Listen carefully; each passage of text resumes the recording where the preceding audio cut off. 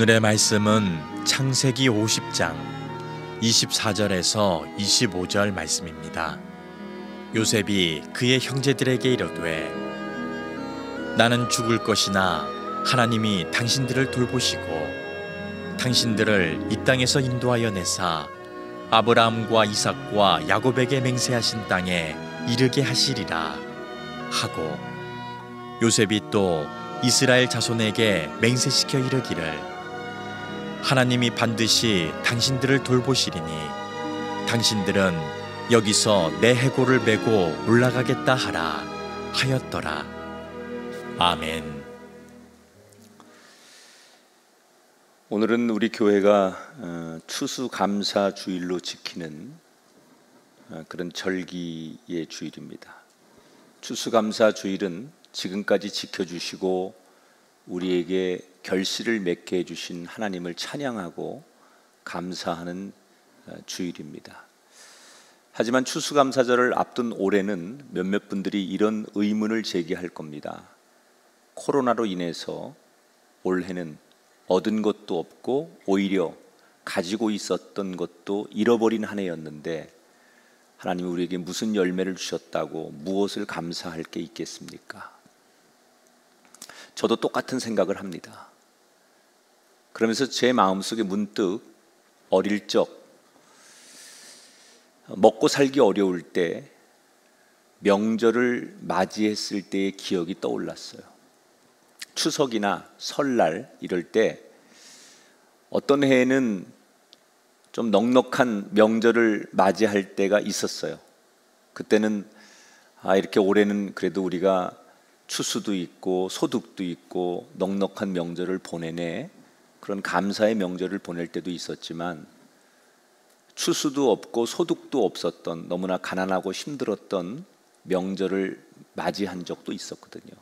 근데 생각해 보면 그래도 명절은 명절이기에 힘들어도 가족들이 모여서 서로 위로하고 또 격려하고 좀 나아질 거야, 그리고 희망을 얘기하는 명절을 보냈던 그런 기억들이 떠올랐습니다. 좋을 때도 명절이고 어려울 때도 명절인 것처럼 우리가 흉년 속에 맞이한 2020년 추수감사 주일도 저는 마찬가지라고 생각해요. 우리가 모여서 감사할 게 없다고 해서 추수감사절 무슨 감사 주일이야 이렇게 한탄하는 그런 인생이 아니라 오히려 서로를 격려하고 그리고 다시 좋은 날을 하나님이 주실 것을 기대하고 희망을 가슴에 품는 그런 감사의 날이 되시기를 축복합니다. 그래서 오늘 저는 추수감사 주일, 물론 창세기 50장의 말씀을 나누지만 오늘 제목을 이렇게 정했습니다. 한번 따라합시다. 더욱더 희망을 가져라. 힘들고 어려울수록 자꾸 사람이 긍정적인 이야기를 해야 되고 생각 속에 희망을 그려야 됩니다. 그래서 오늘은 어렵지만 더욱더 우리가 희망을 가져야 되겠다. 오늘 창세기가 이제 끝납니다. 한 1년 6개월 창세기를 가지고 씨름했습니다. 물론 이 창세기를 구석 들어가면 1년 6개월이 아니라 16년을 해도 창세기 한 권만 가지고 그 은혜를 다 나눌 수 없을 만큼 방대한 하나님의 천지를 창조한 이야기부터 심판, 그리고 족장들의 이야기, 정말 어마어마한 그 분량 자체로 말하면 우리의 지식이나 인간의 언어로 다 표현할 수 없는 엄청난 분량을 우리가 그래도 1년 6개월 동안 중요한 부분들을 다루면서 와서 오늘 창세기 50장 마지막 마무리를 하는 시간입니다. 지난 시간에 야곱이 파란만장한 인생을 마감하는 이야기, 147년 나그네 같은 인생길을 마감하는 이야기를 봤습니다. 아버지의 시신을 붙들고 울며 장례를 치르는 실질적인 장자 역할을 했던 요셉의 이야기를 소개해 드렸습니다. 저는 이 야곱의 마지막 그 장래의 모습을 보면서 사실 야곱이 마음만 먹으면 이집트의 화려한 피라미드 같은 그런 곳에 묻힐 수 있었어요. 아들이 이집트의 총리 아닙니까? 그러니까 그 권세와 그 힘을 가지고 화려한 무덤을 만들 수 있었지만 그 피라미드 같은 화려한 무덤이 아닌 막벨라 굴, 가나안 땅에 할아버지와 아버지가 묻혀있는 초라한, 사실 그 막벨라 굴은 아주 초라한 동굴이거든요. 거기에 묻히기를 원했다는 거예요. 왜? 사람들에게 보여지는 화려함보다는 하나님의 약속이 있는 땅, 그게 야곱의 소원이었고 야곱의 진심이었어요. 우리가 있어야 할 곳은 세상 화려함이 아니라 하나님의 말씀이 있는 곳, 하나님의 시선이 머무는 곳, 하나님의 은혜가 있는 곳, 그것이 우리가 있어야 할 자리임을 이 야곱의 죽음을 통해 깨닫게 되시기를 축원합니다. 아버지가 죽자 요셉이 제일 먼저 한 일은 아버지의 시신을 40일 동안 미라로 만드는 작업을 합니다. 지난 시간에 잠깐 말씀드렸는데 당시에 이집트의 문화는 장례 문화가 굉장히 앞서 있었어요. 그래서 우리가 지금 알고 있는 이집트의 왕들을 피라미드에다가 미라로 만드는 게 다 이때부터 시작된 거거든요. 그래서 왕궁의 의사들을 동원해서 요셉이 아버지의 시신을 미라로 만듭니다. 40일 걸려요. 그러니까 요셉은 하나님의 사람이지만 이집트식의 아버지의 시신을 만든 이유는 이집트식의 그 장례를 치르겠다는 의도가 아니라 아버지의 시신을 가지고 가나안으로 이동을 해야 되는데 이 더운 나라에서 아버지의 시신이 썩지 않도록 하려면 아버지의 시신을 미라로 만들어야 된다. 그래서 잘 보관하고 이동하기 위해서 40일 동안 아버지의 시신을 미라로 만드는 작업을 합니다. 그리고 40일간 미라 작업이 끝나자 요셉이 자기는 상중에 있기 때문에 왕을 직접 못 만납니다. 그래서 사람을 시켜서 파라오 왕께 아버지 장례를 치르기 위해서 내가 가나안 땅에 다녀와야 될 것 같은데 적어도 한 2주 정도는 시간이 소요될 것 같은데 국정에 공백이 생기잖아요. 그래서 왕에게 허락을 받습니다. 이때 왕이 기꺼이 아버지를 고향에 묻고 돌아오도록 배려를 하지요. 근데 단순히 시간만 주는 게 아니라 왕이 국장에 준하는 요셉의 아버지 야곱을 장례하는 것을 이집트의 국장에 준하는 수준으로 허락을 합니다.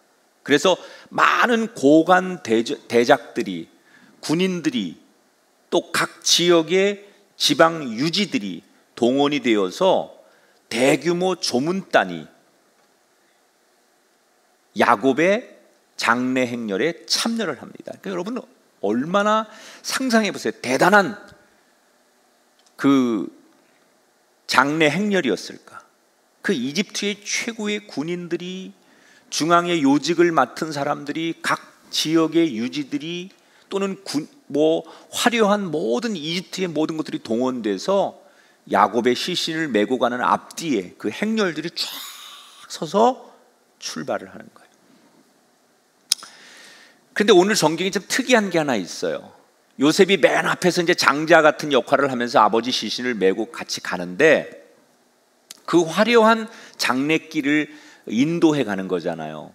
그런데 가나안 땅으로 가는 코스가 두 가지가 있습니다.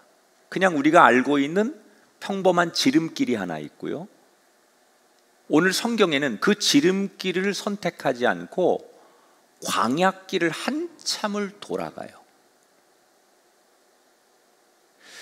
여러분 굉장히 사실 지금 아버지 시신을 메고 이 조문 행렬단이 긴데 왜 쉽고 빠른 평범한 길을 놔두고 광야를 지나서 요단강 동편으로 올라가서 빙 돌아서 장래길을 선택하는 걸까? 아버지의 시신을 메고 그 많은 사람들을 이끌고 가는 요셉이 가이드를 잘해야 되는데, 아니 안전하고 쉬운 길 놔두고 어렵고 난 코스고 시간도 많이 걸리고 힘든 그런 길을 선택했다는 거예요. 성경에 왜 그랬는지 그 이유를 설명하진 않지만 아마도 두 가지 정도의 추측이 가능한데, 첫째는 야곱의 친형, 쌍둥이 형 에서가 여러분 그 어디에 자리를 잡았죠? 에돔 지역에 자리를 잡고 있었잖아요. 그래서 그 에서의 자손들, 그러니까 요셉으로 말하면 사촌지간들이죠. 이런 사람들이 그 에돔 지역, 광야 지역에 흩어져 살고 있었기 때문에 마지막으로 야곱의 시신을 장래 행렬에 그 유족들에게, 가족들에게 보여주고 싶었을 것이다. 그 후손들이 하나님의 사람인 야곱의 마지막 모습을 볼 수 있도록 해주기 위해서 요셉이 의도적으로 가족들이 있는 쪽으로 장래 행렬을 이끌었을 것이다. 이런 추측이 하나 가능하고요. 두 번째는 이렇게 주장하는 학자들도 있어요. 이집트는 강대국이에요. 그런데 그 이집트의 실제 권력자인 요셉이 아버지의 시신을 메고 운구 행렬이 들어가면 주변 나라들이 긴장을 하는 거예요. 그러니까 피해를 주는 거죠. 그래서 배려심이 많은 요셉이 남의 나라에 피해를 주고 내 가족사 일 때문에 이게 나라와 나라 사이에 외교적인 충돌이 생길 수도 있기 때문에 그런 것들을 배려하기 위해서 좀 내가 힘든 코스를 선택하지라는 마음을 가졌을 수도 있겠다. 어느 게 정확한지 모르지만 대략 한 두 가지 정도를 학자들은 그냥 이렇게 그랬을 것이다 라고 우리가 추측하고 연구를 해요. 그런데 이 코스가 주는 의미가 있습니다. 이렇게 요단강 동편으로 올라가 광야를 지나서 올라가는 이 코스가 훗날 출애굽기에 가보면 이스라엘 민족이 출애굽을 해서 가나안에 들어가는 그 경로예요. 희한하죠? 요셉은 아버지의 시신을 메고 그냥 여러 가지 이유를 생각해서 그 코스를 따라갔는데 훗날 수백 년 뒤에 그의 후손들이 민족을 이루어서 이집트를 떠나서 출애굽을 할 때 그들이 걸어가는 코스가 야곱의 운구 행렬하고 똑같다는 거예요. 자, 이런 굉장히 사실은 영적인 의미가 이 안에 많이 포함되어 있는 거예요. 일주일을 메고 그렇게 쭉 가다가 드디어 요단강 앞에 섭니다. 저 요단강을 건너면 아버지가 원하는 고향 땅, 아버지가 묻히길 원하는 그 막벨라 동굴이 있는 거예요. 이때 요셉이 같이 동행해 온 이집트 사람들은 요단강을 건너지 못하게 해요. 너희들은 여기 머물러라. 그리고 형제들하고 자기만 아버지의 시신을 메고 요단강을 건너요. 그리고 헤브론에 있는 막벨라 굴에 아버지의 시신을 안치하고, 그 안에는 굉장히 많은 얘기가 있습니다. 통곡하며 우는 이 요셉의 모습, 이런 거 다 성경에 나와요. 그리고 아무튼 아버지의 시신을 그렇게 막벨라 굴에 놓고 요셉은 다시 돌아옵니다. 보통 여러분, 사람이 가장 충격적일 때는 가족과 이별하는 거예요. 그래서 교회가 하는 일 가운데 하나는, 물론 우리가 결혼식도 축하해주고 여러 가지 우리 교인들의 애경사를 교회가 늘 중심에 서서 챙겨주지만, 항상 교인들 신경 써야 되는 것은 장례를 맞이한 가족들에 대한, 교인들에 대한 배려를 많이 하셔야 돼요. 가족을 잃은 슬픔, 충격은 이게 가장 인생에 있어서 힘든 시간이거든요. 그래서 항상 우리가 교인들 가운데 장례가 생기면 정말 따뜻하게, 교인들이 정말 가족 못지않게 중요한 사람들이고 교회가 있어서 참 다행이다라는 생각이 들 만큼 교회는 장례를 맞이한 사람들에 대한 최선의 배려를 다해야 되고 따뜻한 위로가 항상 있어야 돼요. 아버지를 잃고 요셉은 굉장히 마음이 허전합니다. 그리고 그 장례를 치르느라고 다 기력이 쇠해서 정말 힘들어하고 있어요.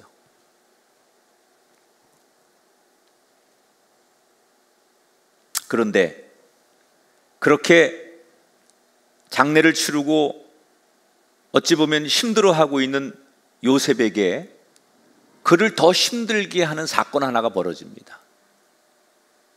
어느 날 편지 한 통이 날라와요. 근데 그 편지의 내용이 뭐냐? 자기 형들이 보낸 편지예요.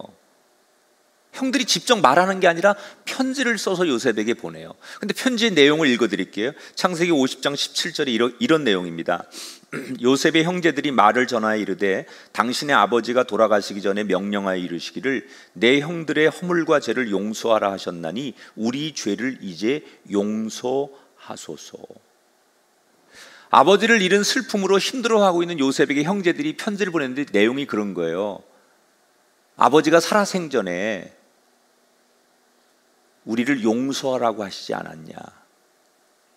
그러니 아버지 말씀대로 우리를 용서해 달라. 이게 무슨 얘기냐? 형제들이 요셉과 함께 아버지 야곱을 고센 땅에 묻고 돌아오는 내내 자기들끼리 수군거린 얘기가 있었어요. 뭘 수군거렸냐면 아버지가 살아계셨을 때는 요셉이 지난날 자신들이 요셉에게 한 일을 아버지가 살아있으니까 용서하는 척 했을 거야. 그런데 이제 아버지가 돌아가시고 나면 자기한테 했던 못된 짓에 대한 그 대가를 치르게 할지도 몰라. 이런 불안감이 형제들에게 생긴 거예요. 그러니까 지금 둘 다 고민을 하는 거예요. 요셉은 아버지를 잃고 인간적으로 고민을 하고 있는데 다른 형제들은 뭘 고민해요? 요셉이 혹시 자기들에게 복수할까를 고민하고 있는 거예요.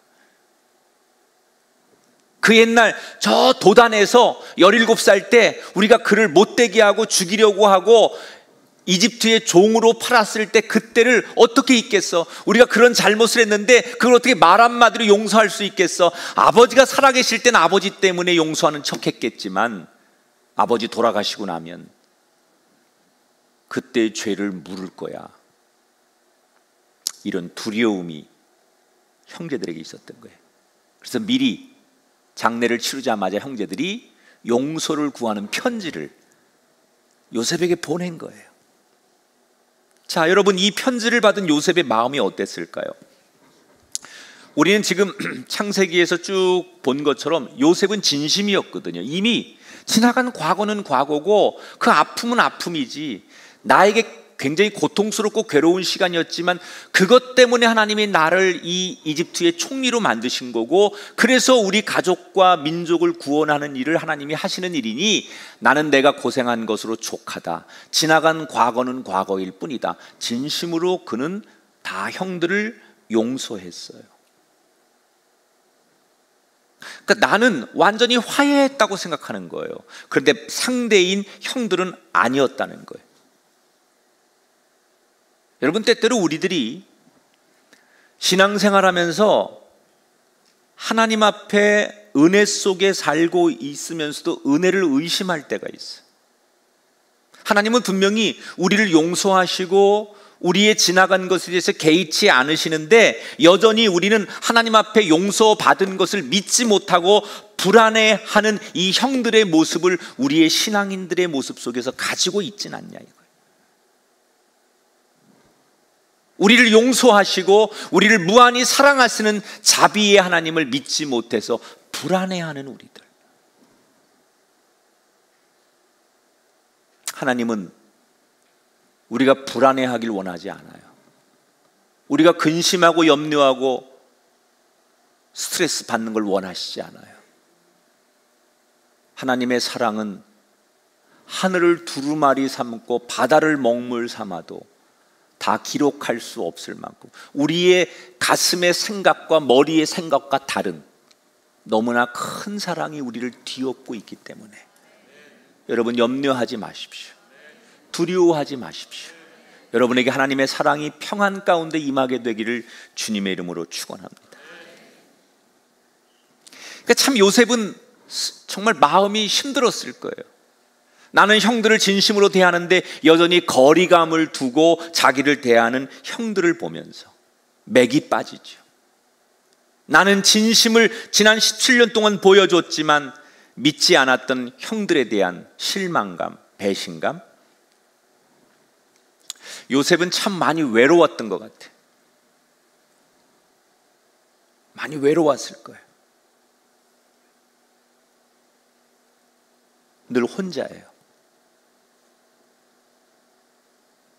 그래서 그 편지를 받고 오늘 성경에 보면 요셉이 편지를 전하러 온 사람들을 그냥 돌려보낸 다음에 한참을 울어요. 그게 리더의 외로움이라는 거예요. 남들이 볼 때는 총리요, 화려한 사람이요, 성공한 사람이요, 인기와 부와 명예 모든 걸 다 가졌지만 철저히 개인으로 돌아가면 외롭고 고독한 사람. 이게 리더의 실존이거든요. 많은 게 눈에 보이는 것이 있는 것 같지만 돌아서면 아무것도 없는 거예요. 그래서 한참을 웁니다.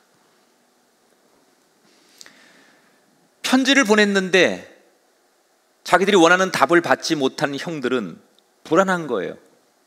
그래서 직접 요셉을 찾아갑니다. 그리고는 납작 엎드리죠. 동생님, 아니 총리님, 저희를 종으로 삼아도 좋으니 제발 살려만 주십시오. 이 요셉의 의도와는 다른 이상한 방향으로 형제들과의 관계가 꼬이기 시작하는 거예요.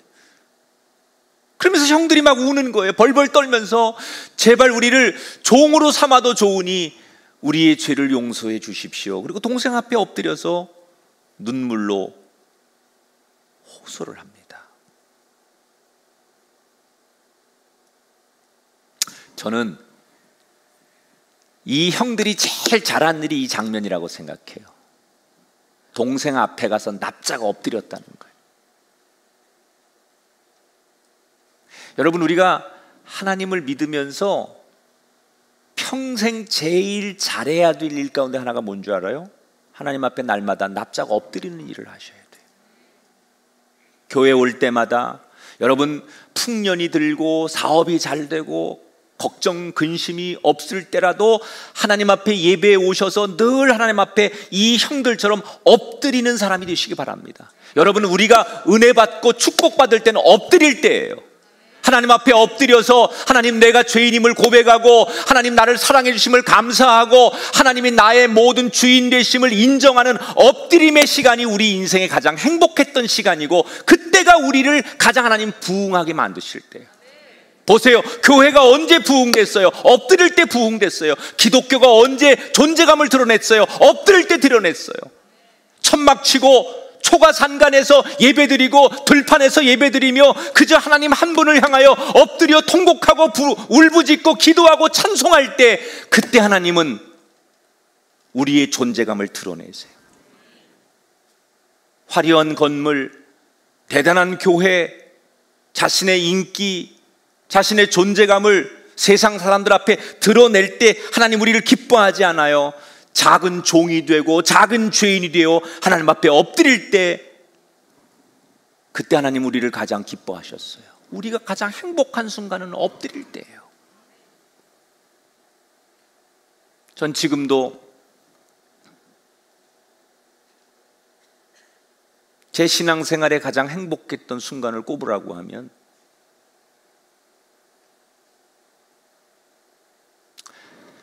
세상적으로는 철이 없을 때, 지금보다 환경적으로는 너무너무 힘든 상황일 때 그저 하나님 한 분에게 엎드렸던 시간들이 있었어요. 도대체 내 미래를 어떻게 살아야 될지 깜깜하고 현실의 벽이 너무나 정말 첩첩산중처럼 나를 우겨싸고 있을 때 내가 할 수 있는 건 하나님을 부르면서 엎드려 하나님의 이름을 부르는 그것밖에 할 수 없을 때 새벽기도 나가서 철야기도 나가서 하나님을 부르면서 순진하게 엎드려서 하나님을 불렀을 때 돌아보면 그때가 내 생에 가장 행복했던 순간이에요. 이제 이래 애통함을 예수께서 들으셨네. 못자국난 사랑의 손 나를 어루만지셨네.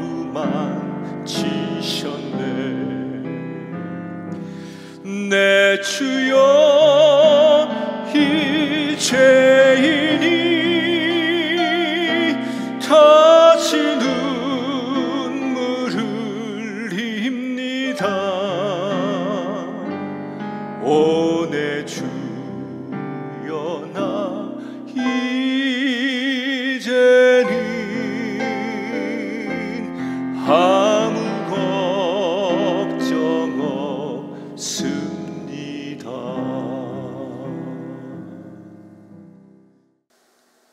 세상에서 방황할 때, 그죠? 이 찬송 부르며 하나님 앞에 엎드려서 이 죄인을 용서해 달라고 울부짖을 때 돌아보면 우리의 인생은 그때가 제일 행복했던 때예요. 이 요셉의 형들이 잘한 일 엎드릴 줄 아는 거. 저는 오늘 하나님이 우리에게 주시는 바라시는 메시지 중에 하나가 지금은 우리가 하나님 앞에 엎드리기를 원하신다는 거예요. 어려울수록, 아니 잘 될수록 우리는 하나님 앞에 엎드려야 돼요.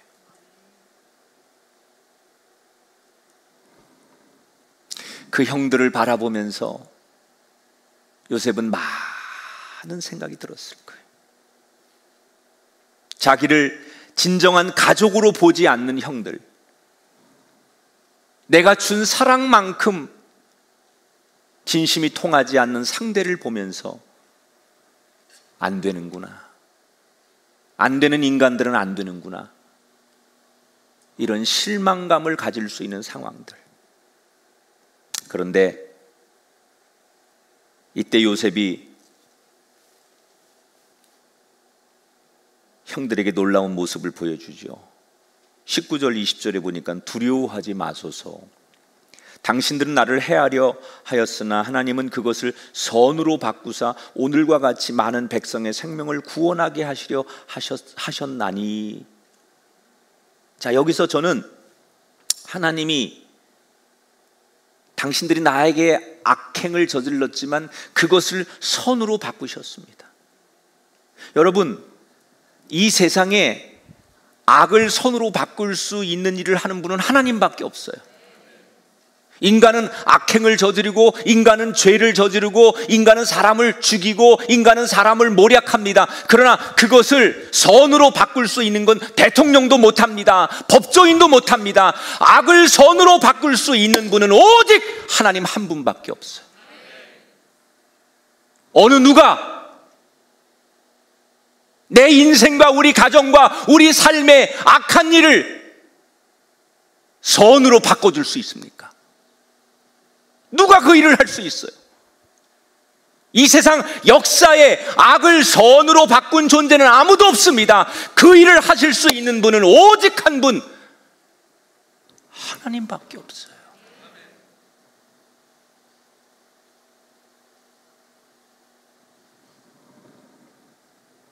우리는 하나님 믿은 거 참 잘한 일이에요. 우리는 하나님이 계셔서 참 다행이에요. 그래서 오늘 여러분에게 저는 하나님의 이름으로 이렇게 축복합니다.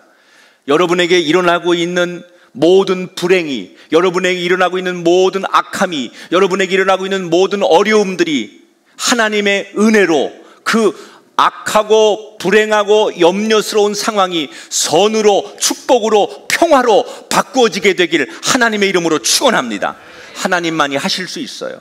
하나님은 여러분의 가정과 여러분의 인생을 악에서 선으로 바꾸실 수 있는 분이기 때문에 하나님의 은혜가 임하면 이 추수감사 저를 기념해서 여러분의 인생이 악이 선으로 바뀌는 은혜가 있을지어다. 요셉은 고백하잖아요. 하나님이 그것을 선으로 바꾸셨다. 형들을 품어주기로 했어요. 왜? 형들이 좋아서가 아니에요. 인간적인 마음으로는 섭섭하고 용서가 안 돼요. 그런데 하나님이 감동을 주시는 거예요. 그러니까 내 시선으로는 형들이 실망스럽고 내 눈으로는 형들이 용서가 안 되지만 하나님의 시선으로 보니까 그 형들이 불쌍한 거예요. 하나님의 시선으로 보니까 그 형들을 품을 수밖에 없는 거예요. 인간적인 마음으로는 도저히 함께 갈 수 없는 형들을 내치는 게 맞지만 하나님의 시선으로 보니까 그들도 사랑받아야 되고 그들도 용서받아야 되는 하나님의 백성이더라는 거예요.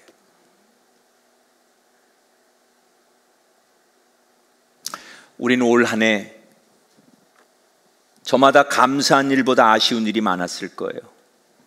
특별히 우리들에게 크고 작은 실망감으로 나를 힘들게 한 사람들이 많이 있었을 거예요. 믿었던 가족이, 신뢰했던 동료가 나를 배신하고 나를 모함하고, 그래서 사람에 대한 그 신뢰가 무너져서 그 아픔으로 몸부림치는 그런 인생을 산 분들이 많이 있을 거예요. 사람을 절대 믿지 않겠다. 사람에게 실망하고 사람에게 상처받고 사람에게 분노가 치밀어 오를 때 우리가 뭘 해야 되느냐? 내 시선으로 그 사람을 보면 용서가 안 돼요. 마주할 수 없어요. 그러나 하나님의 시선을 보십시오. 내 힘으로 억지로 사랑할 수 없는 그 사람, 하나님의 시선으로 보면 그 사람을 안을 수 있어요. 내게 일어나고 있는 모든 세상 일을 내 시선으로 보니까 불공정한 거예요. 전 너무 그런 소리 좀 많이 들어요. 목사님, 어떻게 세상이 이럴 수 있죠?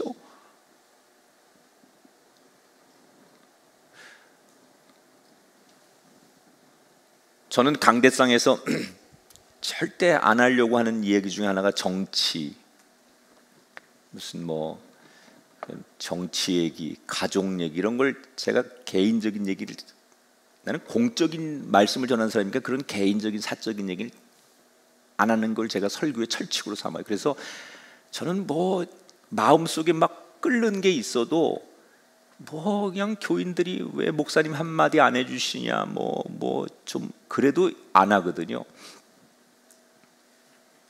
기대하지 마세요, 저한테. 근데 보면 우리나라가 지금 이 좌우에 이것들이 팽팽 끊어질 고무줄처럼 팽팽하지 않습니까? 지금 막 사람들이 분노하는, 양쪽이 너무 분노하는 거예요.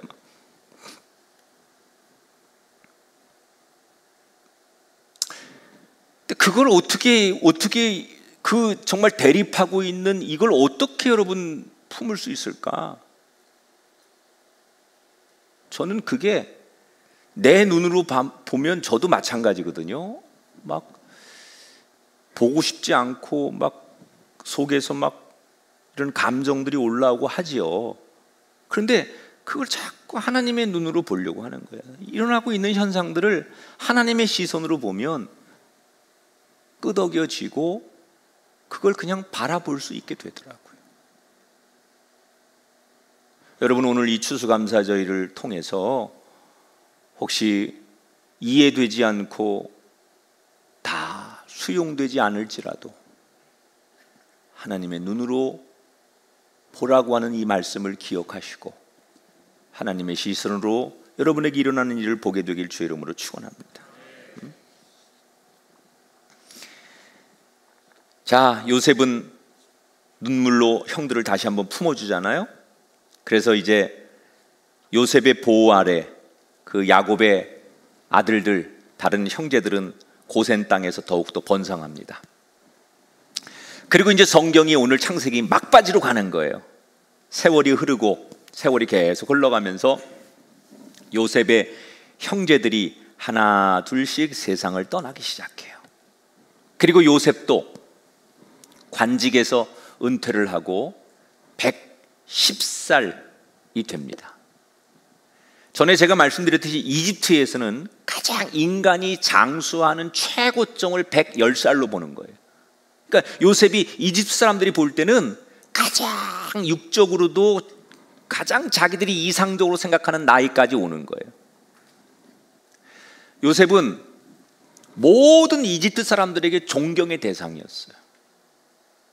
이미 과거에 총리가 되어서 7년의 풍년과 흉년을 거쳐서 나라를 완전히 세우고 도탄에 빠진 백성들을 수습하고 그리고 정말 기가 막힌 정책으로 가장 부흥하는 이집트의 문화와 문명을 만들어 놓았기 때문에 이집트 모든 국민들은 110살이 된 이 요셉을 관직에서 물러났지만 가장 존경하고 있었어요. 그러나 여러분, 한 가지 기억해야 될 것은 아무리 세상 사람들이 존경하고 위대하다고 칭송한다 할지라도 세월은 이길 수 없는 거예요. 요셉이 그렇게 존경받고 대단한 사람이지만 그도 인간의 한계를 극복할 수 없어요. 늘 청년일 것 같았던 요셉도 세월의 무게를 이기지 못하고 중병에 걸리게 돼요. 그리고 아버지가 그 옛날 병상에서 내 생명이 얼마 안 남았다는 것을 직감했던 것처럼 요셉도 내 생명이 얼마 남지 않았다는 걸 직감하지요.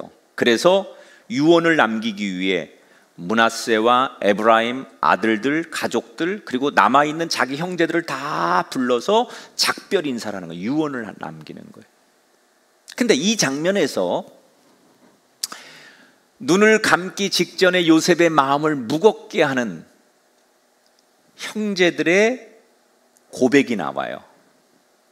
몇 사람의 형들은 죽고 아직 몇 사람의 형들은 살아있어요. 그런데 이 살아있는 형들이 요셉에게, 죽어가는 요셉에게 이렇게 말합니다. 동생아, 가나안 땅에서 굶어 죽을 수밖에 없었던 우리들을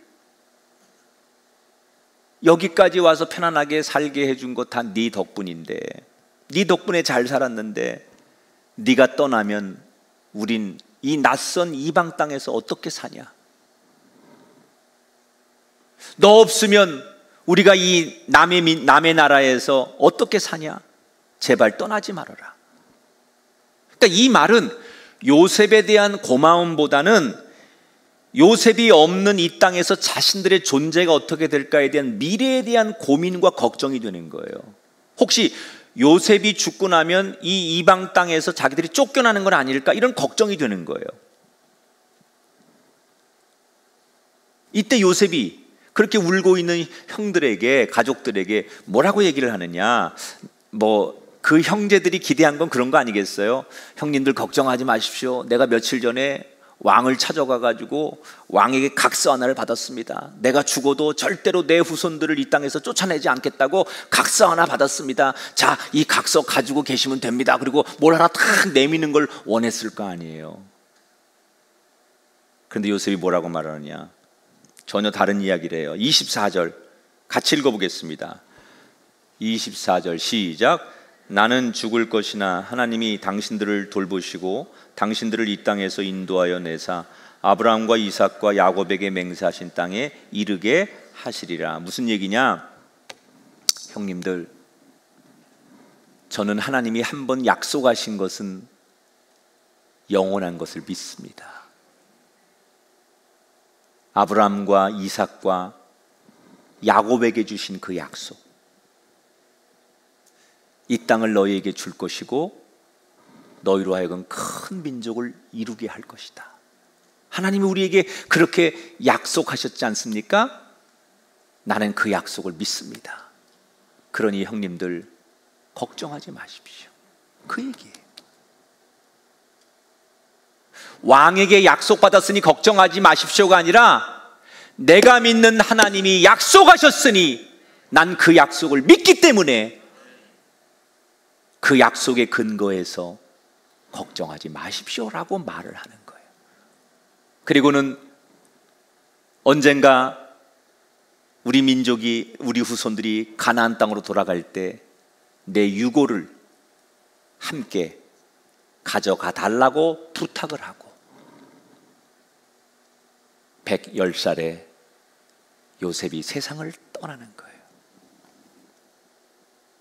여러분, 요셉이 말한 대로 요셉이 죽은 다음에도 그 이집트 땅의 요셉의 후손들은 아무 일이 일어나지 않아요.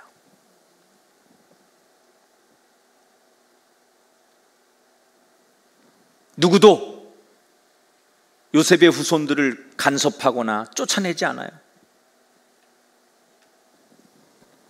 뭐 때문이죠? 하나님이 그렇게 약속하셨기 때문에. 이제 다음 주부터 우리가 또 새롭게 만날 출애굽기에 보면 알겠지만 이스라엘은 약속대로 큰 민족을 이루어요. 그래서 모세 때 그 민족이 이집트를 나가잖아요. 이제 엄청난 민족을 이루어서. 여러분, 많은 분들이 올 한 해 삶의 어려움들을 호소하고 있어요. 코로나19로 인해서 모든 것이 엉망진창이 됐어요. 그리고 더 걱정은 앞으로 도대체 우리가 어떻게 살아야 될지, 도대체 앞으로 나아질 수 있는 건지, 모든 게 다시 원래대로 정상적으로 돌아올 수 있는지, 이런 걱정들이 너무 많아요. 다시 말하면 희망이 보이지 않기 때문에 사람들이 도대체 뭘 해야 될지 불안해하는 거예요. 여러분, 우리의 미래는 나아질 수 있을까? 희망이 있을까?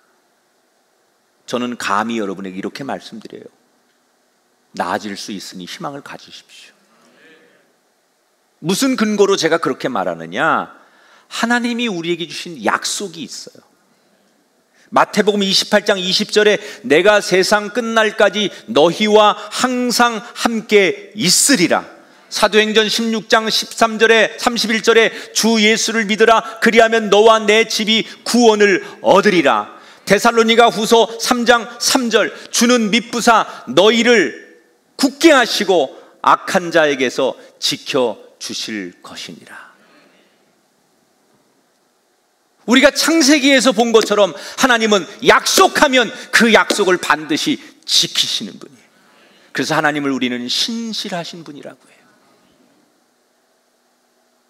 아무리 사소한 약속이고 그 약속을 들은 사람은 잊어도 그 약속을 뱉은 하나님은 절대로 그걸 잊지 않고 반드시 지키시는 분.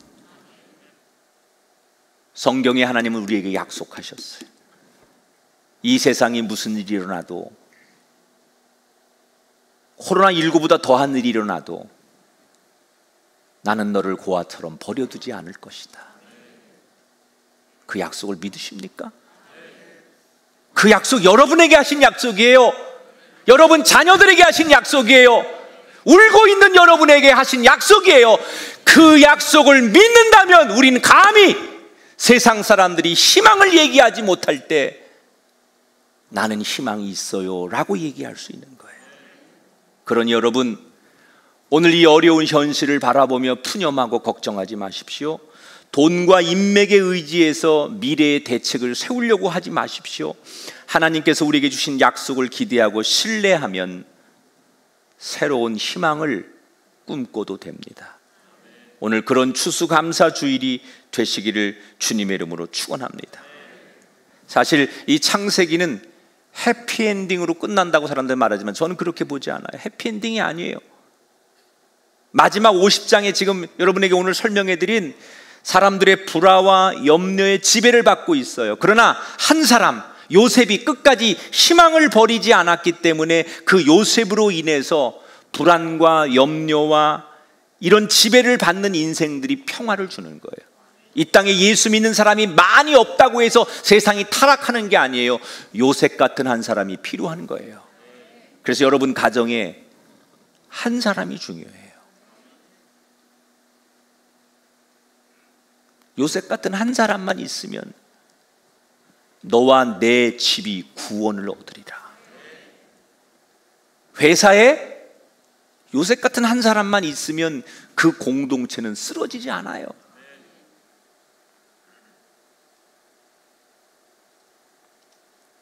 우리가 요셉이 되셔야 돼요.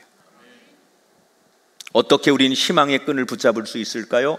하나님의 시선으로 세상을 보십시오. 하나님의 약속을 기대하고 신뢰하십시오. 오늘 창세기를 마무리하면서 많은 이야기를 했어요. 하나님의 천지를 어떻게 이 세상이 만들어졌죠? 하나님의 천지를 창조한 것으로 이 세상이 시작됐어요. 어떻게 인간이 생겼죠? 하나님 만드셨어요. 그래서 어떻게 인류가 변천에 왔고 문명이 만들어지고 이 5대양 6대주가 형성되었는지 창세기는 우리들에게 그것을 낱낱이 공개했어요. 그러나 오늘 이 창세기를 통해서 우리가 잊지 말아야 될 게 있어요. 그런 사건, 여러 가지의 이야기들, 이것보다 더 중요한 게 있어요. 하나님의 변함없는 사랑이라는 거예요. 이 창세기는 우리들에게 그걸 얘기하고 싶은 거예요.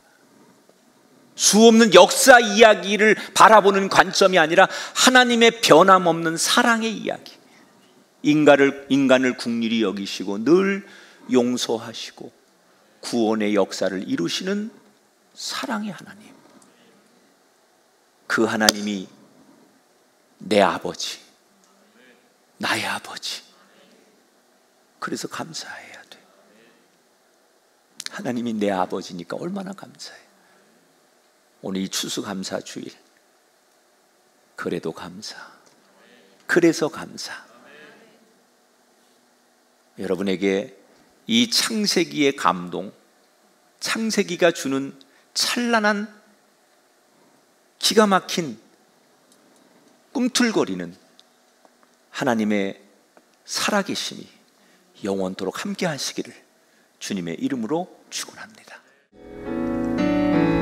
날 구원하신 주 감사, 모든 것 주심 감사, 지난 추억이 내 감사, 주 내 곁에 계시네. 향기로운 봄철의 감사, 외로운 가을 날 감사, 사라진 눈물도 감사, 나의 영혼 평안에 응답하신 기도 감사, 거절하신 것 감사, 헤쳐나온 풍랑 감사, 모든 것 채우시네. 아픔과 기쁨도 감사, 절망 주 위로 감사, 증량 못할 은혜 감사, 크신 사랑 감사해. 길가에 장미꽃 감사, 장미가 시도 감사, 따스한 가정 희망 주신 것 감사, 기쁨과 슬픔도 감사, 하늘 변하는 감사, 내일의 희망을 감사,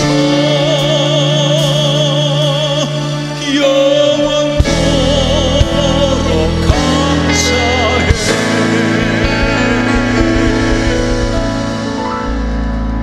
두 손 가슴 얹고 기도합니다. 하나님, 이 Thanksgiving Day 추수감사 주일,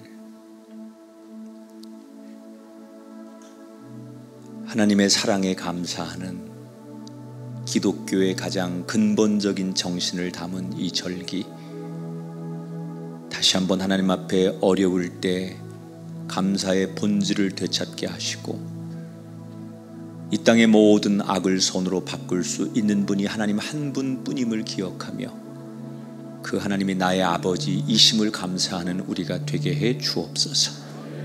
절망의 땅에 하나님 소망을 주시고 이 땅의 모든 사람들에게 하나님을 알아 겸손해지는 이 땅이 다시 회복되는 은혜가 이 어려운 가운데 일어나게 하여 주옵소서. 어렵기 때문에 하나님을 떠나는 사람들이 많아지는 게 아니라 이 어려운 시대에 하나님 앞에 돌아오는 사람들이 많아지는 기회가 되게 하시고 우리 교회와 우리가 그 일을 감당할 수 있는 사람들이 되게 하여 주시옵소서. 오늘 하나님 앞에 귀한 예물을 11조 감사헌금, 주일헌금, 또 특별히 오늘은 특별헌금으로 추수감사 예물을 봉헌합니다. 하나님 흠양하여 주시고 우리의 삶의 작은 열매까지도 하나님의 허락하심에 살아가는 은혜가 있게 하여 주옵소서. 병상에 누워있고 교회에 올 수 없는 안타까운 모든 이들에게 주의 평안을 주시고 특별히 선교하는 선교지의 선교사님들과 그 삶의 현장에 하나님 오늘도 역사하여 주옵소서. 이제는 우리 주 예수 그리스도의 은혜와 하나님 아버지의 극진하신 사랑하심과 성령님의 감화, 감동, 역사하심이 우리 가운데 영원토록 함께하기를 축원하옵나이다. 아멘.